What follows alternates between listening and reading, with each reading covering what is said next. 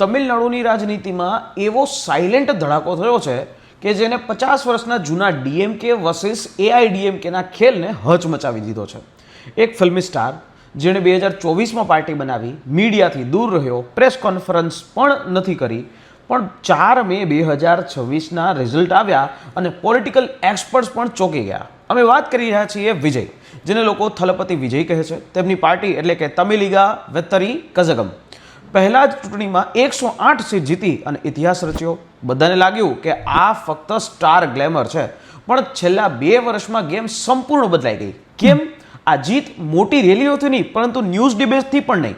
આ જીત Instagram reels, WhatsApp ફોરવર્ડ્સ અને સોશિયલ મીડિયા એલ્ગોરિધમ્સ એનાથી આવી છે.